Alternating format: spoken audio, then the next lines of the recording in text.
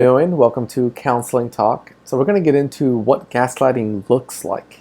What does it look like when we see it, when we hear it, when it comes at us in different directions. And I got some notes that I'm going to look down at, so bear with me, ride with me if you will. The first one I have written down here when it comes to what gaslighting looks like is whenever someone tries to change the story, basically, whenever they put the story in what favors them. So it could be that you're in a relationship and let's say that one of your girlfriends or one of your friends share something that they saw your partner doing. And it was very inappropriate. So then, this is a person that you trust, right?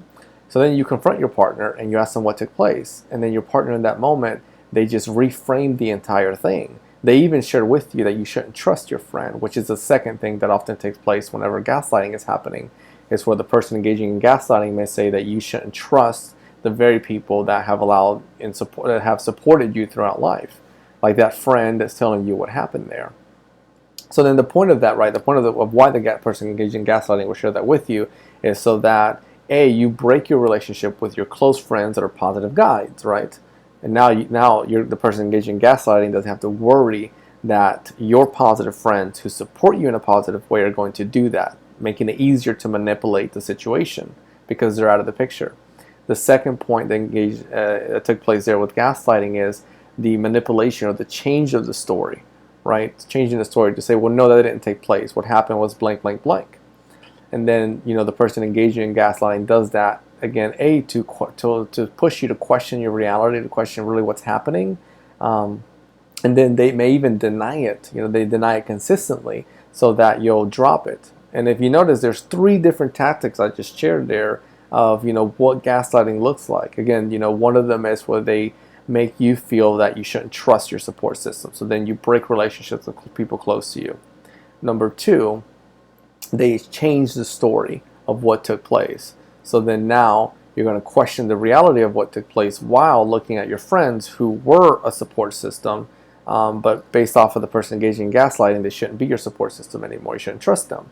And then the last one is where the person engaged in gaslighting, excuse me, I just lost it. What was the last one? Person engaged in gaslighting breaks the relation, shares with you you shouldn't trust your friends, changes the story, and then denies it. That was the last one. And then deny it over and over. The denial of something over and over is a strong gaslighting strategy because it really pushes you. Someone denies it so much, it pushes you to question, was it actually even valid? Then, once you get to the point to say, okay, I believe you really didn't do those things.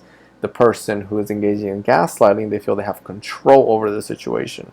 Not only have they lied to you, they've manipulated you, they've pushed you to see the story the way that they want you to see it.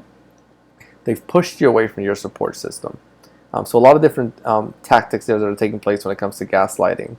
And the last one I want to share with you of gaslighting is minimizing or making you question your reality, your perception, your thoughts, your memories.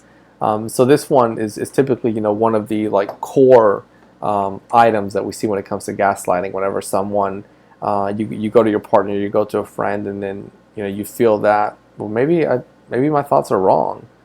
Well, maybe I forgot. Maybe I didn't think about it that way.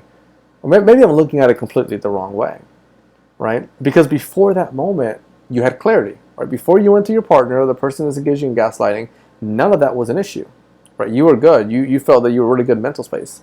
But then when you got into that realm and gaslighting started to take place and you found yourself right in the middle of that, begin the rising of questioning your perception, questioning your thoughts, questioning the reality, which again connects to gaslighting. So I hope in this video, you're able to learn a little bit more about gaslighting, and then build avenues to break those habits, break those cycles, so that you're able to find yourself in a very healthy space in a healthy relationship. Thank you for being here. If you haven't done so already, I would love if you're able to subscribe and share this with anyone. This channel, Counseling Talk, it's all about diving into different psychology subjects, making them simple so that you're able to have strong takeaways and then move forward in a healthy way in your life.